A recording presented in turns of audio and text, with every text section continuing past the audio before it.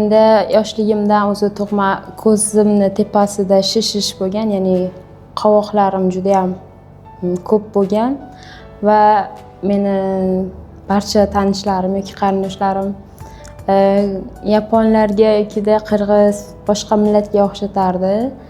Va bu narsa o'zi oldindan yoqmas edi. Salonlarga makiyaj qilsam, qovoq yopishtirsam unchalik bilinmas edi. Anchadan beri qovoq oldirishni xohlab yurardim. Germaniyada vaqtimda Instagramdan rosa qidirdim va Javlon akani Instagramlarini ko'rib qoldim. Ishlarini hammasini ko'rib chiqdim, juda ham ma'qul keldi. U kishiga yozdim. Keyin shu qovoq oldirish uchun keldim Toshkentga va hozir natijasini ko'rganingizdek juda ham chiroyli qovoq oldi. Operatsiya hech qanaqa og'riqsiz o'tdi. Bugun o'zi 6-kunda iplarini oldik. Juda ham yaxshi, hech qanaqa og'riq bo'lmadi. Ishlari menga juda ham ma'qul keldi.